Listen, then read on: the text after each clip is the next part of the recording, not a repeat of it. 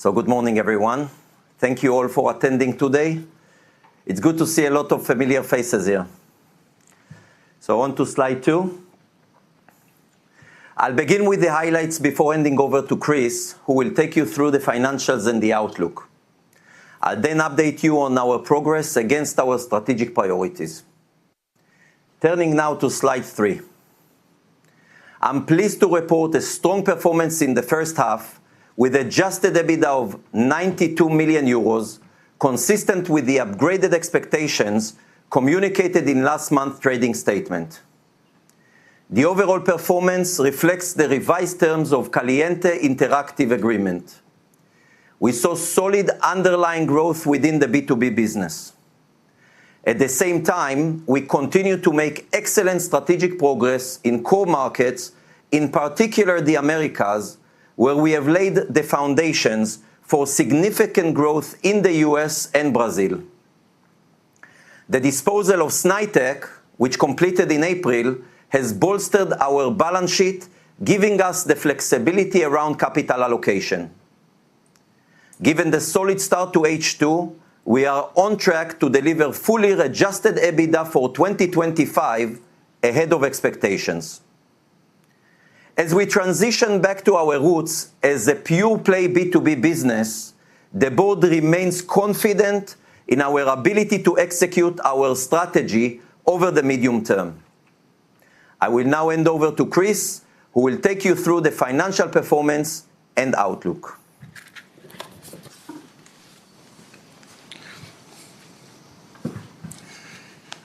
Thanks, Mor, and on to slide 5, please. Before we look at the numbers, I think it's important to note the two major events that took place in the first half of this year, which are, of course, the completion of the sale of Playtech, as well as the revised terms of our agreements with Caliente Interactive taking effect. These big changes have fundamentally reshaped Playtech, and we are pleased that the financial performance of the group, which includes the impact of these changes, has come in ahead of expectations. Now, looking at the numbers, group revenue for the first half came in at 387 million euros, down 10% year-on-year due to the impact from the revised agreement with Caliente Interactive. As a quick reminder, under the revised agreement, which came into effect on the 31st of March, the additional service fee will no longer be collected, reducing revenue, while direct costs are also slightly reduced. As previously communicated, our share of income from associate as a 30.8% direct equity holder is now included within group adjusted EBITDA. We've put a slide in the appendix that walks through the comparison and changes at revenue and EBITDA level, so you can see the effect of the new Caliente Interactive agreement has had in the period and how underlying group earnings have grown. Excluding the Caliente Interactive impact, group revenue was flat year-on-year in the first half. This performance also absorbed several headwinds we saw in the first half of the year, such as the Brazil regulatory transition issues, the implementation of the VAT in Colombia, and the exit of a major operator from Asian markets. Adjusted EBITDA in the first half came in at 91.6 million euros, ahead of consensus expectations prior to our August trading update. On an underlying basis, adjusted EBITDA grew 5% year-on-year in the first half, reflecting the strength of our core operations. We have maintained a strong balance sheet, ending the period in a net cash position due to the net proceeds from the Playtech sale. Finally, our free cash flow generation in the first half was impacted by the timing of dividend payments from Caliente Interactive, totaling $20 million, which were received post-period end. Turning to slide 6.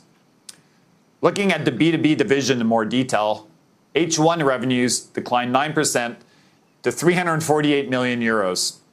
On an underlying basis, revenues grew by 3%. Also on an underlying basis, Latin America saw revenue growth of 5% as the tailwind from Brazil's inclusion within regulated markets in our reporting was partially offset by the previously flagged headwinds in Brazil and Colombia. The US and Canada region continues to see very strong momentum, with revenues increasing 64%. Looking at Europe, excluding the UK, revenues grew 4%, driven by Poland and Spain. In the UK, revenues declined 3% due to the continued impact of an operator insourcing their self-service betting terminals. Elsewhere, in unregulated markets, revenues declined, reflecting the reclassification of Brazil as a regulated market. From a cost perspective, and you can see more details with the breakdown in the appendix, continued investment into strategic areas such as live into Brazil and the US was largely offset by tight cost control, which resulted in B2B costs increasing by only 2%. Now on to slide 7, where I will talk you through the performance of our B2C division. B2C revenue declined 17% year on year to 41 million euros in the first half, while adjusted EBITDA loss narrowed from 4.3 to 1.5 million euros. HappyBet saw a 19% decrease in revenue, driven by the closure of the Austrian business and the ongoing winding down of the German operations.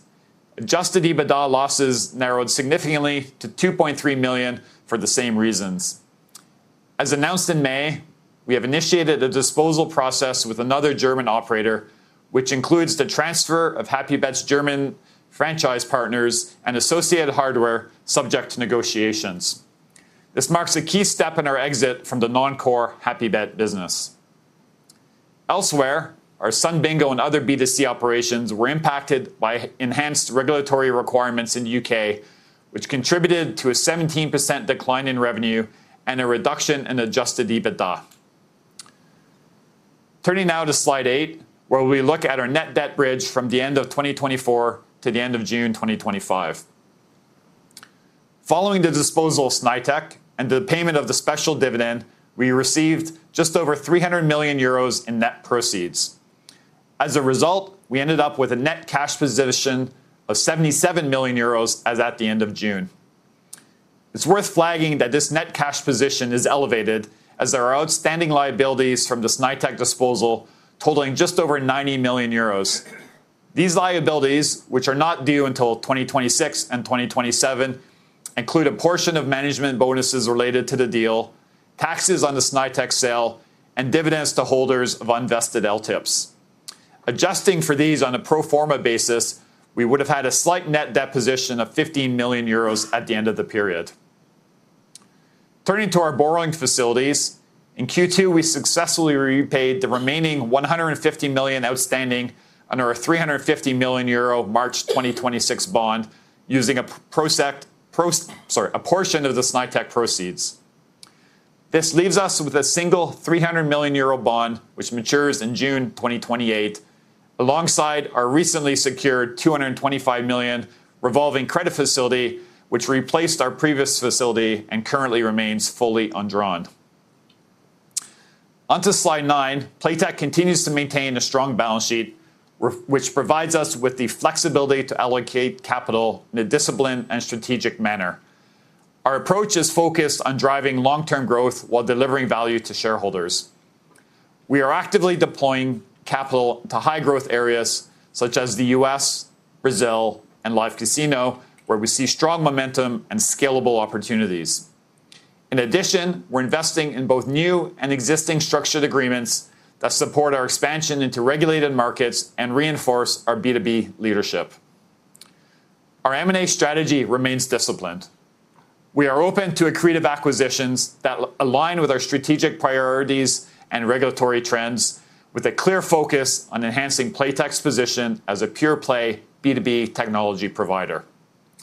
At the same time, we continue to evaluate mechanisms for returning capital to shareholders, including dividends and buybacks, ensuring that any action taken is both sustainable and value accretive. This balanced approach allows us to invest in growth, maintain financial resilience, and deliver returns, all while remaining agile in a dynamic market environment. Turning to slide 10. As you recall, at our 2024 full-year results, we introduced a new medium-term adjusted EBITDA target of 250 to 300 million euros.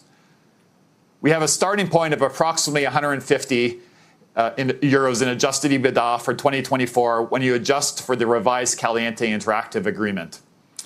I'll now walk you through the key levers we're deploying to reach this target. First, our US business is in growth phase and as a result has annual losses of approximately 15 million euros. This is primarily due to the significant investment being made within the live segment, as we have 3 studios now operational in the US with small but rapidly growing revenue. Given the structural growth drivers and demand from operators, we see a clear path to profitability over the coming years. A strong operating leverage on the revenue growth translate into narrowing EBITDA losses and then ultimately positive EBITDA. Secondly, we have identified underperforming businesses within the Playtech group that contributed more than 20 million euros in annual EBITDA losses. Of that, a significant amount relates to HappyBet, which we've discussed, and where there's a process underway to wind down that business. The remaining underperforming businesses will be addressed in the coming periods with actions already being taken. Next, as Mor will talk about in more detail, we are well positioned in markets such as Brazil and Mexico, partnering with the biggest and most ambitious brands, which should drive further earnings growth over the medium term. Finally, we continue to identify inefficiencies across our processes and footprint while taking steps to eliminate duplication. This will ensure our B2B business operates with the right cost base and that our resources are focused on the growth areas that we've just discussed. And finally, moving to slide 11 and our outlook. We've seen a solid start to H2 with performance tracking in line with normal seasonality. We plan to continue to increase investment in the second half, particularly in the US and Brazil, where we see strong and sustained demand for our products. Despite the increased investment, we're on track to deliver full year 2025 adjusted EBITDA ahead of expectations, reflecting the strength of our core business. For guidance, we now expect full year 2025 CapEx, which includes capitalized development, to be between 80 to 90 million euros, which is a reduction from our previous guidance of 90 to 100 million euros, which is due to lower capitalization rates and a disciplined approach to capital spending. We maintained our effective tax rate guidance of between 25 to 28%. Our financial performance and good strategic progress in the first half of the year keeps us firmly on track to meet our medium-term adjusted EBITDA and free cash flow targets of 250 to 300 million and 70 to 100 million euros, respectively. With clear strategic priorities, strong execution, and a strong balance sheet, the board remains very confident in Playtech's prospects for the remainder of 2025 and beyond.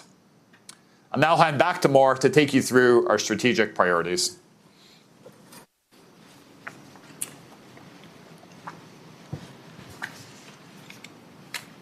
Thanks, Chris. On to slide 13.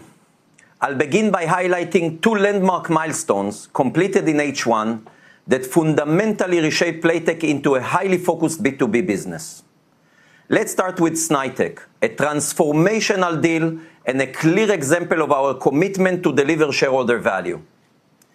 We acquired Snaitech in 2018 for 846 million euros at an attractive EV/EBITDA multiple of 6.1 times.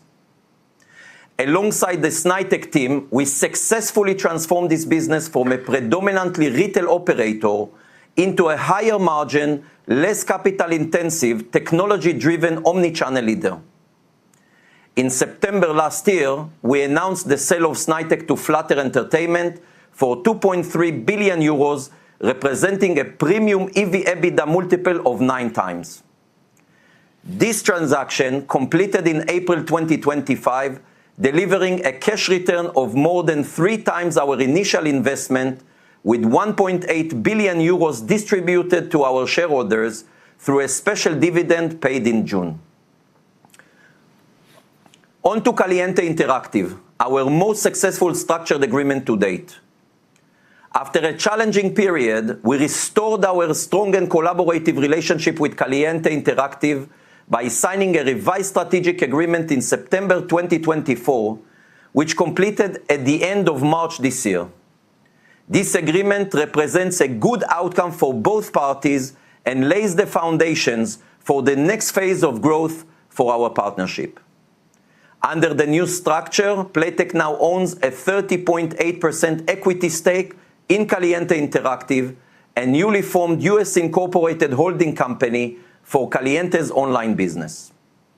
And importantly, this partnership is already delivering cash returns. Caliente Interactive declared and paid its first dividends to Playtech in early H2. On to slide 14, where I will outline Playtech's investment case. There are two elements that are important to understand when looking at the company and its prospects following the Snaitech sale. Firstly, operationally and commercially, we are a high-growth B2B business providing technology to the majority of the leading brands in the industry. We provide these brands with our market-leading innovative content across a range of verticals, including the rapidly growing live casino segment, where we are gaining market share in key markets. One of our greatest strengths is our presence in some of the fastest-growing regulated markets in the world, including the US, Brazil, and Mexico. And we offer a range of innovative business models to ensure we are able to extract the appropriate level of value for the software and services that we provide. Taken together, we have an attractive set of levers that will see us deliver on our ambitious medium-term adjusted EBITDA and free cash flow targets set 6 months ago. Secondly, we have a collection of highly valuable assets on our balance sheet with a total book value of over 1 billion euros. And of course, book value is generally regarded by the market to be a conservative estimate of realizable value. Nevertheless, in the interest of prudence, we will use this measure. The largest asset by far is our 30.8% equity stake in Caliente Interactive, which has a book value of 726 million euros. Our other assets are at an earlier stage in their development, yet they have the potential to grow strongly and ultimately generate significant value for Playtech shareholders. In the US, our low single-digit equity stake in Hard Rock Digital gives us strategic exposure to a rapidly growing business with a market leadership position in Florida's online sports betting market. In Brazil, we also hold a nominal cost option on 40% of the equity in GaleraBet, which was amongst the first batch of operators to be granted a license in the newly regulated Brazilian market. I'm really excited about this business, and you'll hear me explain why in a few slides. In Colombia, we hold a nominal cost option on 50% equity in a leading online gaming operator, Wplay, representing a strategically valuable asset.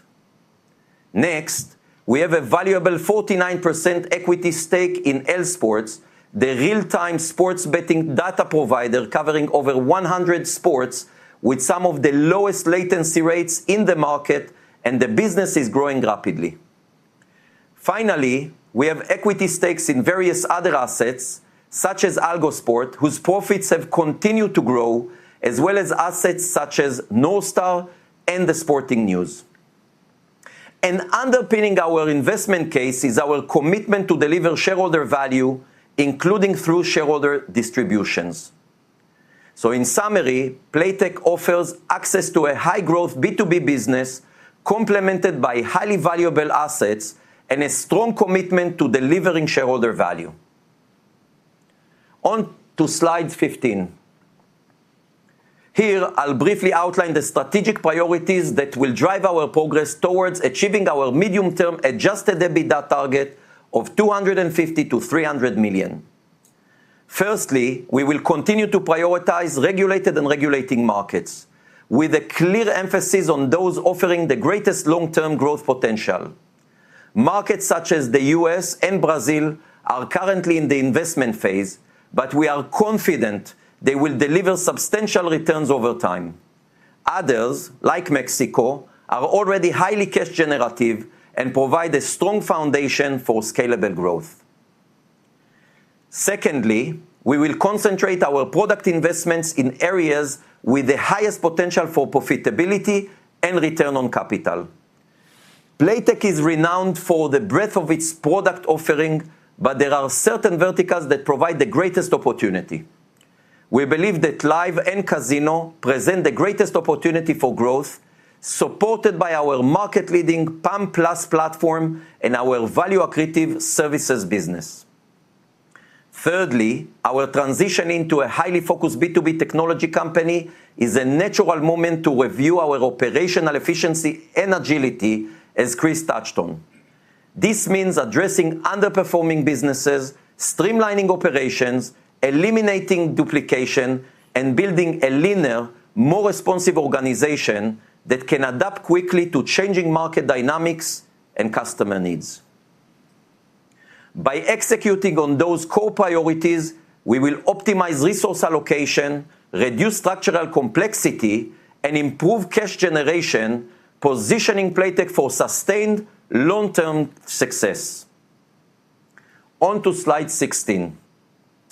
Let's now turn to one of the most exciting, strategically important growth drivers in our B2B business, our successful partnership with Caliente Interactive. The overall Mexican online market is set to grow 21% in 2025. But despite its scale, we think there is capacity for further growth in the years ahead. According to industry analysts, GGR per adult in Mexico averages $35. This compares to $65 in the Philippines, a market with similar demographics and digital infrastructure, but a much lower GDP per capita, suggesting a significant opportunity for further growth in Mexico. As many of you know, Caliente Interactive has long been the undisputed market leader in Mexico's online sector. Over the years, its technology platform has been finely tuned to reflect the unique preferences and behaviors of local consumers, giving it a distinct competitive advantage. At the same time, Caliente's scale enables it to invest aggressively in marketing, reinforcing its leadership position. This sustained investment has created a brand that is unrivaled in Mexico. For example, Caliente sponsors 13 out of 18 teams in the Liga MX, the country's top football league. With Mexico set to co-host the 2026 FIFA World Cup, Caliente's dominance is expected to reach new heights as the tournament will significantly amplify its visibility and further solidify its brand leadership. Beyond Mexico, Caliente's ambitions extend to other markets. Later this year, the company plans to enter Peru's newly regulated market, marking the first step in a broader expansion strategy across Latin America. At the same time, Caliente is actively exploring other markets across the region, carefully evaluating the most exciting opportunities for future expansion. Moving to slide 17, where I'll provide an update on the current and future growth drivers of our US business. After signing partnerships with all of the major operators throughout 2024, we have seen very strong momentum in the first half of this year, with revenue growth surpassing 100%. A key factor behind this growth has been our ability to expand wallet share amongst Tier 1 operators. Our live casino business made material progress following a successful launch with DraftKings across the 3 largest iGaming states.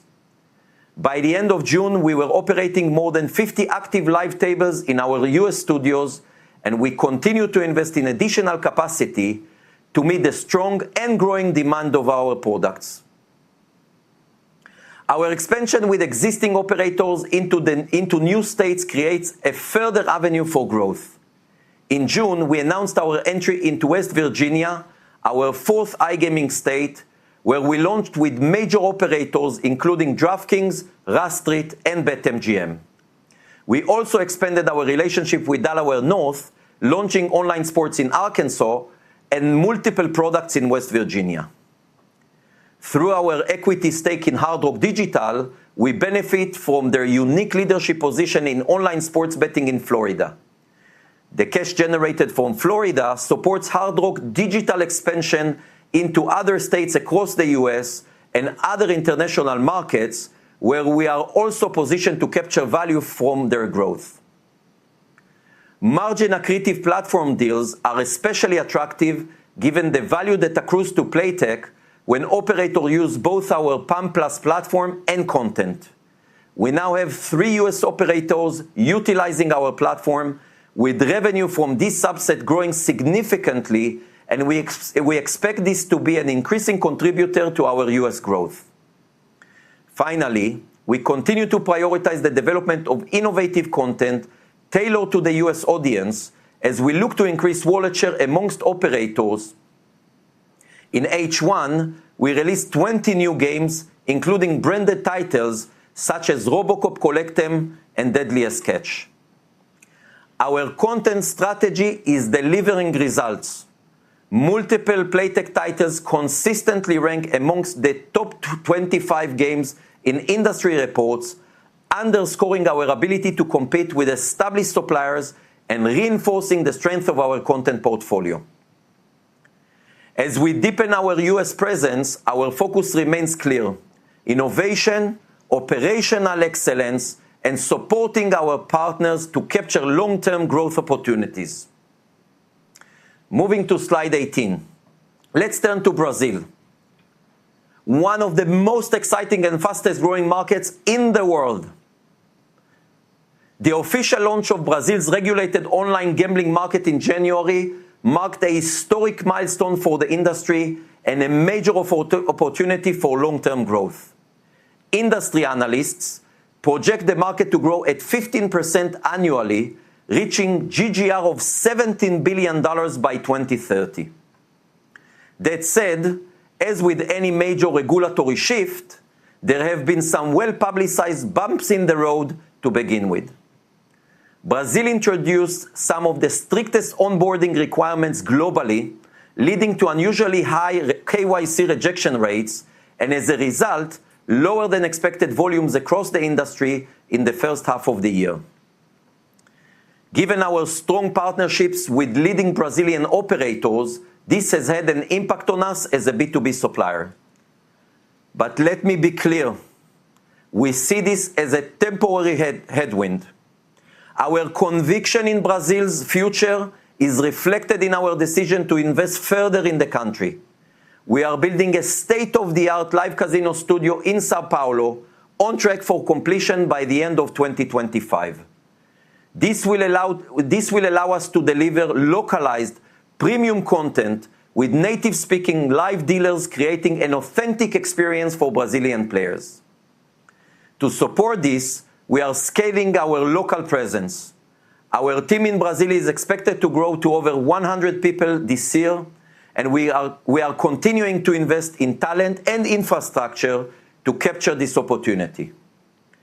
We have signed partnerships with some of the country's leading operators, strengthened our position through our structured agreement with GaleraBet, and we are in the final stages of securing an agreement with a major player which has the potential to be one of the largest operators in the Brazilian market.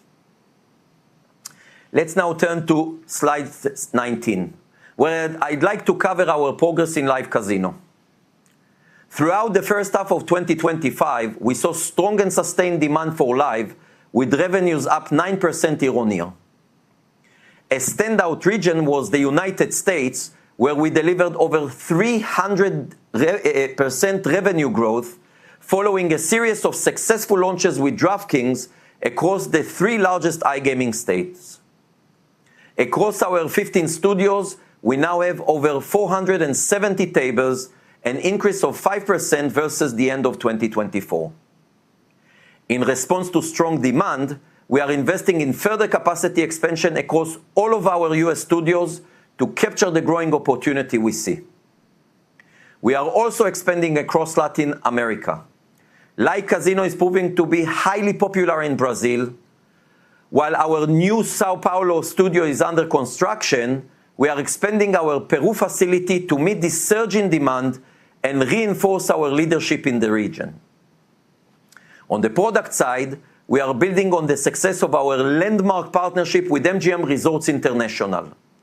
Earlier this year, we launched a dedicated studio on the MGM Grand Casino floor, bringing the energy of Las Vegas directly to online players in regulated markets outside the US. Along with the game show Family Feud, the studio also broadcasts a variety of interactive table games, all hosted in a fully transparent glass studio on the MGM Grand Casino floor, visible to the public 24/7. We also introduced Vision Blackjack, a game that replicates the look and feel of a live table while operating entirely on RNG technology. Unlike traditional live dealer games, it eliminates the need for human dealers and video streaming, enabling faster gameplay, lower operating costs, and highly scalable deployment. Live casino continues to be a high-growth, high-margin vertical for Playtech. With strong performance in the US, expansion across Latin America and Europe, and continued product innovation, we are well positioned to capture the next phase of growth in this space. On to slide 20, where I want to highlight the growing importance of our services business, which is set to remain a key contributor to B2B revenue growth.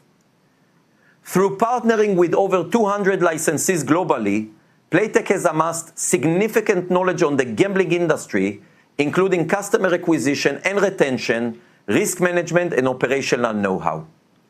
In addition, Playtech can optimize its products to maximize their value for operators. Our services have been hugely valuable to partners, particularly those with strategic agreements in place. This is a key competitive advantage and an important contributor to their success. To meet strong demand, we are now rolling out our services offering to a broader set of operators, enabling a greater proportion of our licensees to benefit from optimization of Playtech's products and our marketing and operational expertise. Given our revenue share model with operators, this should act as a tailwind to revenue growth, providing a win-win model for both Playtech and its licensees. Finally, slide 21, where I summarize Playtech's investment case. Playtech has clear levers for medium-term growth. In terms of geographies, we see the greatest opportunity in the Americas, most notably the US, Brazil, and Mexico. From a product perspective, we expect live casino to be an increasingly important contributor. Given the significant investment across these areas and our ongoing work on operational efficiency and addressing underperforming businesses, the foundations are in place to achieve our medium-term adjusted EBITDA and free cash flow targets. We own highly valuable assets, such as our stakes in Caliente Interactive and Hard Rock Digital. Both of them, along with our other assets, occupy strong positions in their local markets, and we see significant potential for them to continue increasing in value. Our strong balance sheet provides the flexibility to pursue both organic and inorganic growth opportunities, while also supporting future shareholders' returns. We are confident in continuing to deliver shareholder value over the medium term, and I'm really excited about what is in store as we embark on the next chapter at Playtech. Thank you all for listening. Chris and I will now be very happy to take any questions you may have. And a quick reflection on the age, right? So I just turned the glasses. I just turned 52 weeks ago, big milestone for me, and I just celebrated my 20th year anniversary with Playtech. So you should all go easy on me, huh? So just moving on to Q&A. So we'll first take questions from inside the room, and then once all of those are exhausted, we'll then move to the conference call line and take any questions there. Morning, guys. David Browan from Goodbody. 3 from me. Firstly, on the live from Playtech product, is there any KPIs you can share on how this has performed versus comparable games in your live business? Then on the SaaS business, another very strong period of growth. How long do you think the future runway of growth is in that business? And then finally on the US, any kind of sense on timeline for the US to get profitability? Thank you. I want to take the first and the third. Sorry. Take it. Well, the first one, David, can you repeat that? Live comparable? I didn't. Yeah. So just any KPIs you can share on how customer metrics look on your live from Vegas versus your other live product. Yeah, I think the Vegas one, it was interesting. It was a new concept, right? And I think both MGM and us were quite excited about it. Obviously, we're still ramping it up, and I think 12 months ago, when many of us were at G2E in Las Vegas, we had a couple tables operational at the Bellagio and a couple at MGM Grand, which were dual play.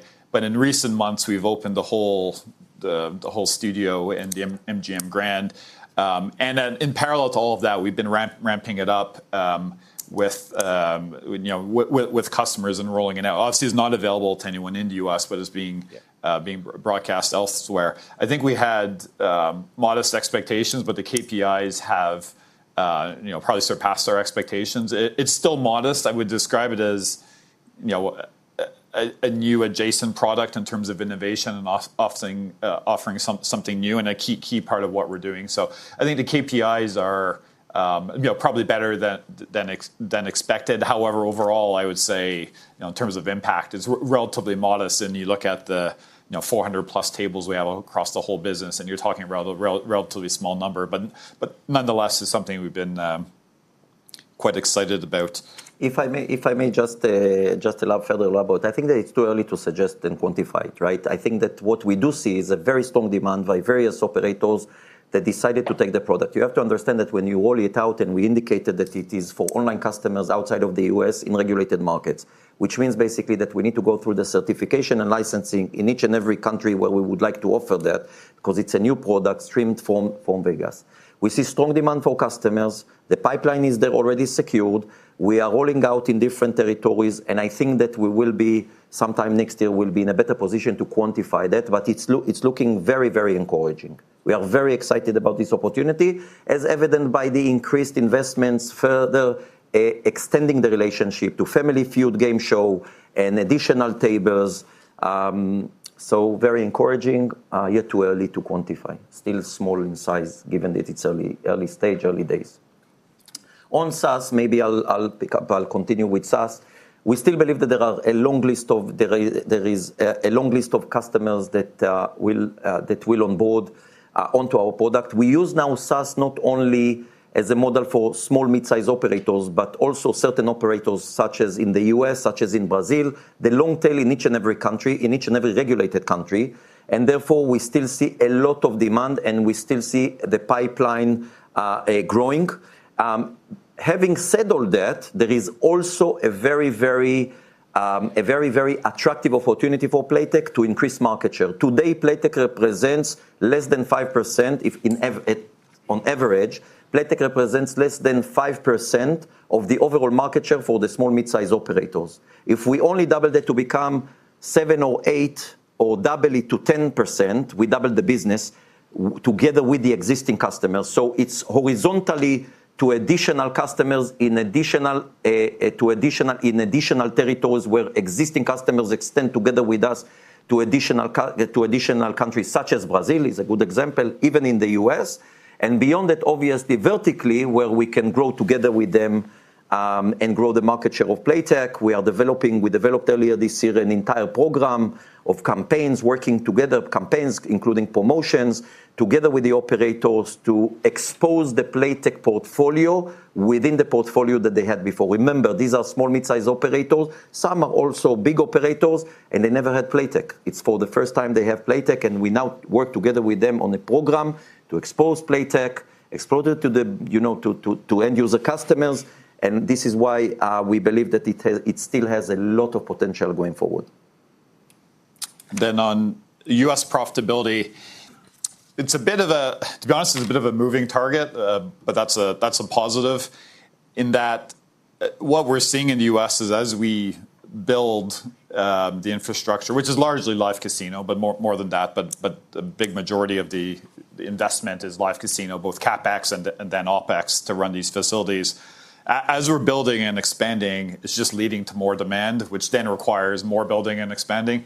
So if we stopped sort of expanding, we could probably get to a break even in profitability within, I don't know, 18 to 24 months. However, that would not be the right thing for the medium to long term for Playtech. So, at the moment, what we're seeing is a demand, and we're sort of trying to keep up with it, to be honest. So that requires more investment. So that's going to delay profitability. So at this point, probably a few years away, for being honest. But again, it's a very positive thing because we're seeing a lot of demand for our products in the US, particularly live. Okay. Thank you.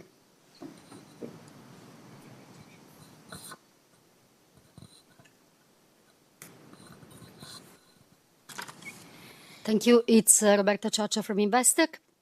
So I have 3 questions on the same subject, actually. Sweepstakes in the US. There's been a lot of noise on the press regarding the court case in California. Other companies have been involved, you haven't been mentioned, but I wanted to know if you can. Firstly, if you can quantify what is your exposure to that business. Secondly, which states you actually operate in. And third, what is your position going forward? If you're doing it, do you want to keep doing it, or will you select state by state? What's your view going forward on that? That's it for me. Thanks. I'll take the first part on quantifying it and then leave the rest to more. On quantifying, I mean, overall, we see it as immaterial. But just to give you a bit more color around that, circa 1% of group revenues, or single-digit millions kind of amount on a revenue basis. So a small amount that we largely consider immaterial. Yeah, and I'm happy that Chris started because he put it into context, right? It's 1% of overall group revenues. I will say that we always took a conservative approach. And this conservative approach meant that we only worked with a very selected few operators of size that we knew obtained certain legal advice alongside Playtech in only selected few states. So from the outset, Playtech has not been involved in many of the states that some other operators do operate in and other suppliers supply their software and services into. Our approach is very conservative. We monitor the developments. Our models in each and every state is somewhat different. I won't get into the individual states. There is a list, not a very long list, by the way, left. And we obviously take a very conservative and prudent approach towards sweepstakes. We were one of the first to pull out of California, even ahead of anything happening there. But this is the nature of Playtech. Sometimes you pull out of the market. Sometimes you buy into Hard Rock Digital before the market is regulated, when there is still certain concerns about whether Hard Rock will be able to operate in Florida. And I think that it's the natural development. Putting it back into context, it's 1% of revenues. We take a very conservative approach. We will follow the fluid changing and fluid regulatory environment in the United States, and we will continue, and this is the most important thing, we will continue to further establish ourselves in the regulated states across the US with the largest and leading online gaming operators, and this is our focus. It was the focus, it is the focus, and will remain the focus going forward. I think it's evident by the growth, the 100% growth in the US, 300% growth in live casino. We only just started. And I think this, alongside the fact that it's only 1%, puts it in context and our approach to the US and the activity in the US altogether. Can you just confirm these revenues are classified under unregulated revenues? Yes. That is correct. Yes. As was Brazil before it was regulated, even though many refer to it as regulated. Morning, James Wheatcroft from Jefferies. As a couple of me, please. Firstly, just in terms of capital allocation, like a sort of newish slide, what would you be comfortable with in terms of leverage going forward, either for buybacks or M&A? Secondly, just in terms of UK tax discussions, have you got a view on what we should expect and the implications for Playtech? Thank you. Yeah, I'll take the first one on capital allocation and leverage, and then Mark can touch on the UK regulation. On leverage, and this is there's no change. This is what I've said in the past, but I see it more as a medium-term sort of target, and not something we would look to get to immediately. But 1 to 2 times net debt to EBITDA is, I think, where we'd feel comfortable operating. Obviously, the numbers you've seen today, we're in a net cash position, so it's very under-levered. However, I did flag some of the liabilities that sort of aren't captured in that number, which takes us to a small net debt position. But obviously, that gives us flexibility to increase leverage. I think we would do that in a measured way, not in one fell swoop. But it's something I think we will look to do over time, is to get that leverage back to a probably more efficient level. And the second question was the implication of the tax reform in the UK, right? And maybe if you have a view around what you think that might be. I don't think that we have a view. Remember that we are one step removed. We already adapted to any changing market conditions, including changes of regulations, regulatory changes, as well as tax increases. However, I will say that we truly think that it's important that the government engage with the operators and understand the implications of such increase in taxes. We understand policymakers, we understand the fiscal pressures. However, sometimes there are some unintended consequences. You take the Netherlands, for example. What happened in the Netherlands, they increased the taxes, and it pushed the industry towards illegal activity. At the same time, it created a shortfall in tax receipts of 200 million euros. So sometimes there are some intended consequences for increases in tax. I will add that it's not yet clear because we have gone through certain changes in other territories. However, we also changed from we also experienced that in the UK when they first introduced the tax. And I can say that it's not yet clear how it will evolve and develop, because sometimes what happens, like I said, some go to illegal, but the UK government has a better enforcement approach in the market. But it does lead to operators leaving the market because it's not sustainable for them. And in this case, the type of customers that Playtech has, i.e. the largest and leading operators in the market, as a matter of fact, may over time benefit from an increase in tax. So increase of tax is, by definition, not a great thing day one, may have unintended consequences, but the longer term implications are not yet clear for certain type of operators, i.e. the leading and largest, which are the type of operators that Playtech has. Thank you.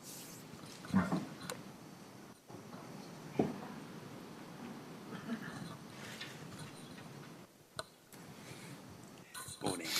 Thank you. Ivor Jones from Peel Hunt. Happy birthday again. Thank you very much. Clearly more. Yeah. You talked about cost cutting. You talked about, I think, cost growth in the first half of around 2%. Can you just help us give some way of scaling what the cost-cutting potential is within the plans to increase investment in certain parts of the business for that building block towards the EBITDA target? Secondly, Brazil more, you talked about hoping to sign up another big licensee. With and without that licensee, is there a way of you talking about your percentage share of the Brazilian market? We can make a forecast of the total, but what do you think your share might be of your part of that market? And then last one, following up on David's question about the US, it sounds like it's like a fully costed local business. So does that mean its mature margin is 20% EBITDA, or is it drawing on a lot of group costs and it's a 40 or 50% contribution type of business? How should we think about scaling that opportunity? Thank you. Yeah, I can take the first and the third, and Mark can take the middle one. Cost growth and cost cutting. I think if you look at the slide in the appendix, the numbers won't be exactly like that every time, but I think that's sort of our goal going forward. In that, what you don't see in those numbers is that we've removed costs from the business. So costs have gone down. So you can see the lines, like operational costs, things like that, are generally flat. However, live, an area of investment, you can see a significant increase in costs because we're still investing, and all that together leads to a relatively modest increase in overall costs. So we took in 2024, we took over 20 million of costs out of the business. Again, cost overall still went up a little bit in 2024, but there was it's called a significant amount of cost cutting that happened. the year is not over, so I won't give a number in 2025, but we've also, we've taken further costs out of the business, but then continued to invest in other areas. One thing that I think is a given is the underperforming businesses that I've flagged that have been a drag. Whether you consider that cost cutting or not, it's it's an underperforming area, which is a drag on EBITDA, and we will address that. We will not be sustaining 20 plus million of EBITDA losses indefinitely. Obviously, we've talked about the Happy Bet business, and that's being addressed, and we're in that process, and we've started processes around other assets as well. So that's an easy one to say that in the future that 20 million of loss will not be there. Maybe just since I'm already talking, I'll jump to U.S. margins and then more. So in U.S. margins, I think they will be lower than group margins for the main reason it's live casino, and you have to build live casino facilities in each not necessarily every state. West Virginia is allowing you to use facilities in the other states, but the big states so far, New Jersey, Michigan, and Pennsylvania, have required you to have facilities in state. And obviously, live casino is a scale business. And you look at our facility in Latvia or Romania, some of the big ones, we can serve from there many locations around the world. So you get a lot more operating leverage and scale benefits out of those facilities. The U.S., the way it's at least gone so far, it's not the same model, right? You need to build multiple facilities. So that will put a cap on margins, so to speak. So without putting numbers on it, I do think U.S. margins over time will probably be a bit lower than, say some of the group overall. But that being said, the U.S. opportunity is so significant, and we're so underpenetrated there still from a market share perspective that, yes, maybe margins will be a bit lower than the group, but the magnitude of the opportunity there for Playtech, it can be one of our largest markets over time. So we're as convinced as ever about the investment we're making in the US. Yeah, on Brazil, as you know, the market has turned into a regulated market in the beginning of the year.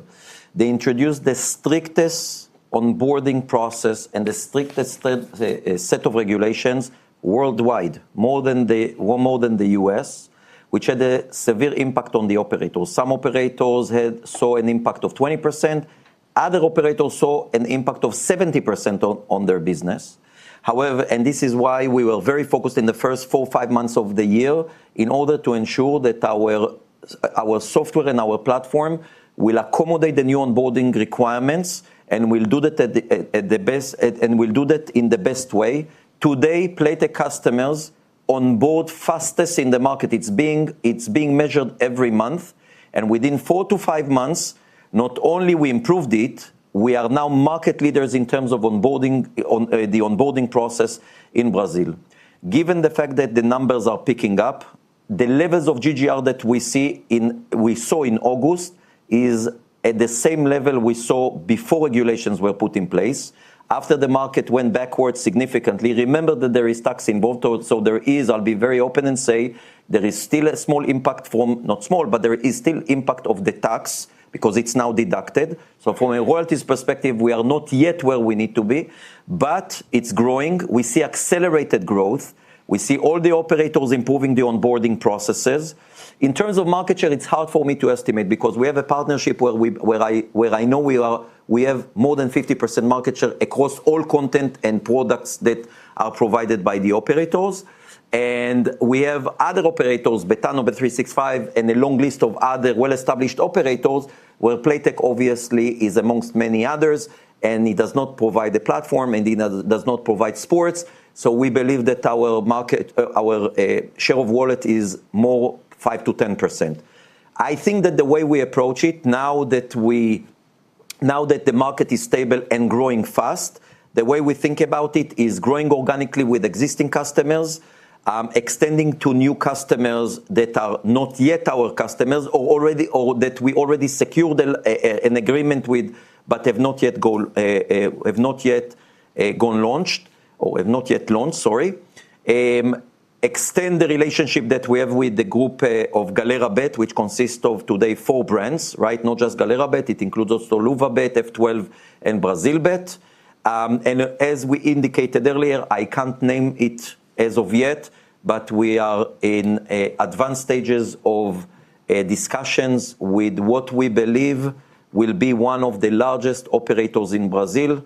I can tell you that it's a name, it's a brand name, it's a company that I, in my entire 20 years in Playtech, never had as many positive feedbacks about the potential of a company like that across all jurisdictions, including the US, just to put it into perspective.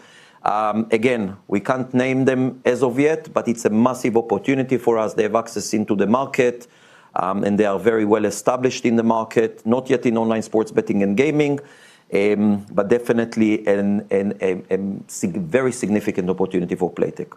So market is growing. Market has gone through the first cycle of regulatory changes that had a severe impact on the business. Now stable, fast growing.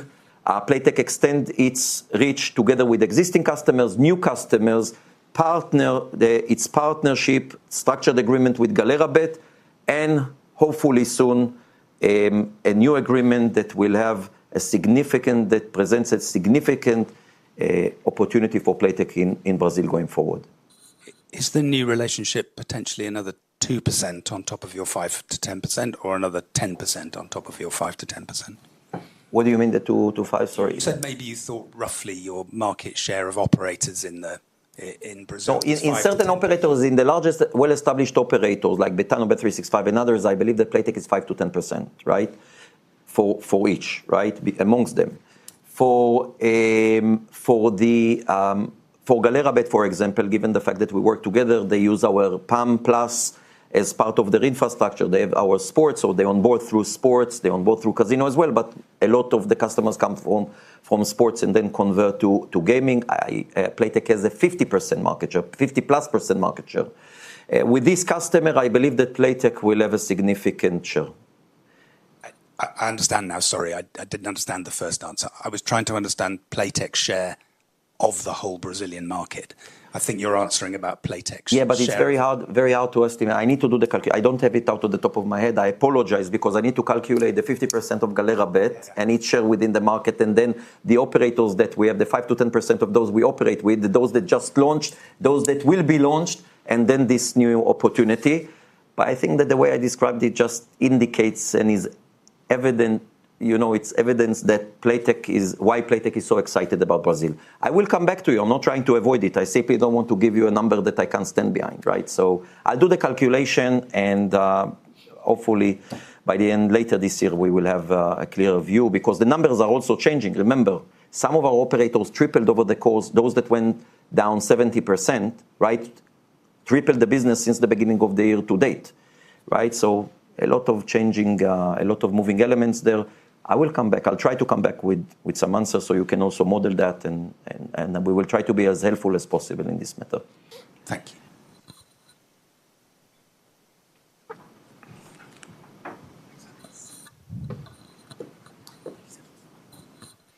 Hi, morning. Richard Stuber from Deutsche. 2 questions, please. One on sort of Caliente, another on Brazil as well. In terms of Caliente, you mentioned that they may be looking to expand outside Mexico. Are they a well-recognized sort of brand or have any sort of presence outside at the moment? And in that case, would you expect them to have to sort of invest quite heavily? And consequently, do you expect any impact on potential sort of dividend and payouts? Or do you expect dividend and payouts to continue to grow despite them having to invest in new markets? So that's the first question. And in terms of Brazil, just to follow up what Ivor was saying, is this new partner, partner which you will be announcing shortly, is that going to be more of a sort of structured agreement, or is it more just kind of a rev share? Is it so? And would you expect over time to outperform the Brazilian growth market, so to go more than 15%? So given your positioning at the moment in terms of, in some of the larger names, but all partnered with some of the smaller names, do you still expect to grow more than 15% over the next sort of 5-10 years? Okay, so on Caliente, I will say that Caliente is a very well-recognized brand also outside of Mexico. They do a lot of marketing activities that are picked up by different neighboring countries. There is also one other or 2 elements that are kind of almost one and the same, and it is the marketing. You have to understand, when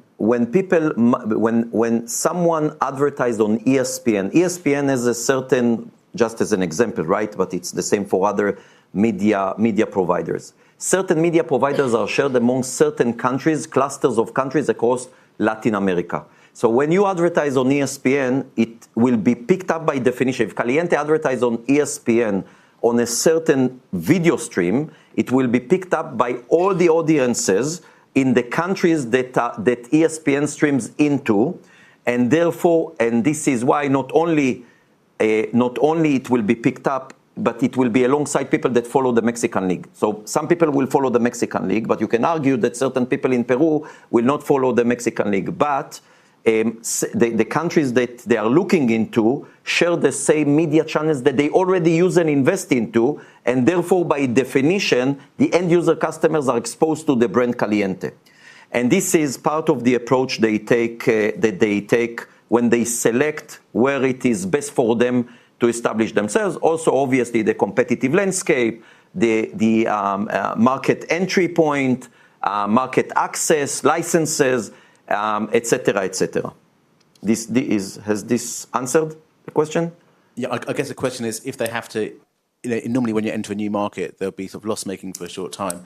I guess it's very cash-generative in just Mexico at the moment. So will that impact your? Yeah, one of the So I will say they look at the development of the market, right? How young the market is. So Peru is relatively new market, right? It's only just been regulated, so it's a level playing field, right? Secondly, the competition. They looked at the competition. They saw that they can compete well against the other competitors. Yes, it will come with certain investments into marketing, specifically into Peru, alongside certain other marketing activities that they already do that are picked up by the end user customers in Peru. But they believe, and we strongly support their view, that they have more than a fair chance to become one of the leading operators in Peru. They will all operate it centrally from their existing operations, obviously. So there are some operational leverage there. So altogether, it ticks all the boxes for them in terms of licensing, the development of the market, the competitive landscape, the marketing being used already, and the marketing investment they intend to allocate for the Peru market. And maybe just to add, I think you were getting at financial implications. I think they're going to be relatively modest in entering these new markets.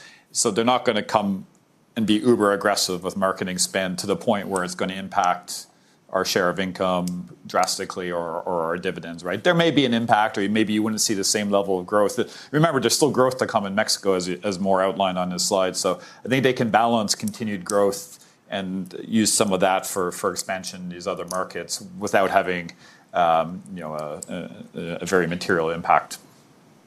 So, yes, on Brazil and the 15%, right? 15% is a big number. So I don't want to get ahead of myself and commit to more than 15%. However, I truly believe that we lay the foundations for accelerated growth that potentially can be more than the 15%, or the market growth. If the market grows at 15%, that Playtech will be able to grow vertically with existing customers, horizontally with additional customers, alongside that with Galera Bet Group, and alongside that with this potential customer of Playtech. I think that when you add all of that together, Playtech has the potential to exceed the market growth, whether it is 15, 17, or 12. But I'm not yet ready to commit. Once we announce, I believe that we will be in a better position because it will be another building block which will be significant, which brings me to the second part of your question, whether it is a structured agreement. Structured agreement is, the definition of structured agreement for us is the combination of software and services. So you can argue that it's structured agreement, but it will likely not be involve equity or an option for equity. It will be a very comprehensive relationship that will involve software and services that is very lucrative and attractive for Playtech. Thanks very much. Thank you.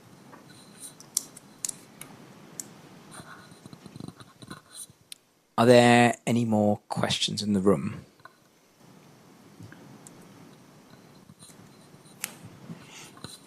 Hi, Harvey Robertson from Panmure Liberum. Just a quick question in terms of going forward, in terms of disclosure and KPIs as you become more software and services again. Have you got intentions to give us a feel for where gross margins would be on a more traditional basis? Would you be looking at things like net retention and churn that we would look in software? Are those things you might start talking to over time? I don't expect it to happen overnight, but yeah, I think disclosure as a whole, without necessarily referring to the specific KPIs you mentioned, Harvey, but disclosure as a whole, I think is something we're looking at. It's something I think as any company evolves, your disclosure and KPIs you provide needs to evolve as well. And obviously, Playtech this year in particular has undergone significant change. Kind of, as Maura said, back to our roots as a B2B technology provider. So I think looking at the KPIs you provide, and if there's are the ones we're giving now the right ones? Are there any additional ones? Is something we do need to consider. And even just looking at our B2B business, it has changed a lot in recent years with SaaS that we've talked about. So I think alongside that, we need to keep looking at which KPIs we provide, and some of the ones you mentioned are certainly ones we'll give strong consideration to. Yeah, I don't want to put Chris on the spot here, but I will be keen to develop the conversation. I think that is extremely important now that we move back to our pure play B2B status. I think that once people will understand the barrier to entry, the stickiness of the Playtech products, as well as the low churn rates, I think that people will start understanding better the quality of the offering of Playtech, which will allow people to value the relationship. Some of our relationship, I joined in 2005, like I said, 20 years in Playtech. So, and I remember having, I remember Bet365 back then, right? And Betano is a customer from day one and still is the case. And and it is the same with Betfred and the Toad that all joined. Now the Toad is part of Betfred that are customers of Playtech for the last 20 years, never left us. And the same goes with other customers that joined Playtech. Like I said, very low churn rates. So I'm very keen to better understand how Playtech can, what KPIs will allow people to understand better Playtech and highlight the strength of Playtech, because I think that there are a lot of strengths that are not fully understood, maybe understood, but not fully understood by the market and the shareholders of Playtech. And it can be very helpful. It will also help us to improve where we need to improve, right? Thanks. Ivor Jones from Panmure. Can I go back to Rich's question? Is there cash sitting in Caliente to fund investment? Because I guess we were probably both assuming it would come out of operating cash, but is there a cash pile sitting there to fund it? And the second thing, on slide 24, when you show adjusted EBITDA excluding the Caliente impact, and you get to 61.9, is that taking out the contribution in the first quarter from the old arrangements, but not adding back in pro forma what you might have got under the new arrangements? Is it quite a hair-shirty number? So the first part of the question, like they keep working capital, and now that can change if they're, not that they've done an M&A, but hypothetically, if they were doing small M&A, they could keep a little bit extra cash for a period. But generally, they keep a few months of working capital in line with the shareholder agreement we have in place. So they're not sitting on boatloads of cash or anything like that. They generally return it, other than sort of a few months of working capital needs. In terms of the Caliplay numbers, maybe we take it offline and we can walk you all through it later, Ivor or anyone else. But generally, we've tried to adjust both numbers to make them apples to apples, so that you can see the trend in the numbers on a like for like basis. But let's maybe take that offline and we can walk you through it step by step. Thank you.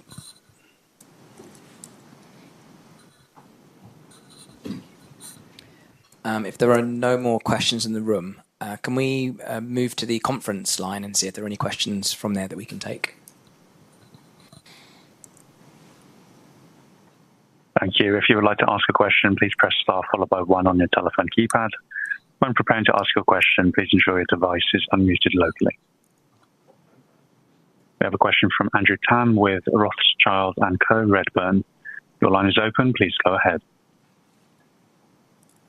Hi guys, thanks for taking my question. Good morning and happy birthday. I've just one question from me. Could we get some more colour on your unregulated exposures? So on my numbers, there's about 19% of group revenues in unregulated, and we've heard US sweeps is just 1%. Can you give us some more colour on where the other 18% is? And then second to that, can you give us an outlook on what you expect to happen to those unregulated revenues? Do you expect those to shrink? Are you actively shrinking those, or is that a part of the market that will be increasingly less of a focus over in time and just naturally shrink by attrition? And then finally, I just wanted to think about, I guess, what are the longer-term impacts on that? Would you regard those exposures to be higher margin, and what do you think will happen as that shrinks? Thanks. Yeah. So unregulated, I'll run through some of the numbers. I think our percentage might be a little bit higher than what you suggest, Andrew, particularly if you include Sun Bingo and Happy Bet, which are fully regulated. So I think it's we're well into 80% being regulated, so a relatively small amount unregulated, certainly compared to others in the industry. Unlike perhaps in the past at Playtech, we don't have a very high degree of concentration in any unregulated market. Is quite a long tail. But to give one example, one of the biggest is the unregulated parts of Canada. So obviously Ontario and Canada goes under regulated, but the other parts of Canada are under unregulated. And I use that as an example because that's the type of unregulated markets we want. Similar to Brazil, which last year was an unregulated and now it's regulated. We expect further parts of Canada to regulate. So I wouldn't use the word attrition that you sort of used in your question, Andrew. I think it's our strategy. Our strategy is to focus on regulated and soon to be regulated markets. So you'll see this transition over time. And yes, unregulated should go down, but it's not about us necessarily targeting to exit or reduce it. It's us targeting markets that we expect to regulate, so they'll stay in unregulated. Sometimes these unregulated markets grow, like Brazil did, in advance of regulation. So you might see it go up in a period, but then it'll take a step down when it moves to unregulated. So I think that's the way to think about unregulated, both numbers and sort of how they fit into Playtech. So they are not a focus other than markets that are unregulated where we see a path towards regulation. So that's what we focus on. But there's no particularly high degree of concentration there, like I said, and it's markets like the unregulated parts of Canada. I think that that make up most of that with a relatively long tail of different jurisdictions. Thank you. We now turn to Halvard Bajuan with BNP Carnegie. Your line is open. Please go ahead. Thank you, and thank you for taking my question. I just have one. Playtech or anyone affiliated with Playtech procured the so-called short report on Evolution AB, written and released by the Israeli company Black Cube back in 2021. Not sure what was the question.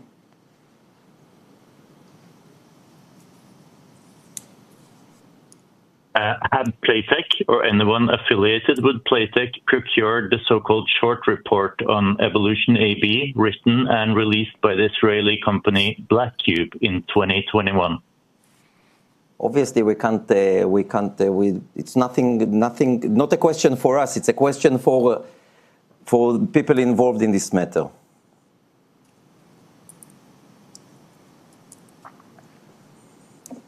Okay, thank you. Okay, if there are... We have no further questions. I'll hand back to the speaker team. Right. If no more questions yet, that's it for now. So I'd just like to thank you all for attending, and the team will see you in 6 months for the full year results. Cool. Thanks, everyone. Thank you.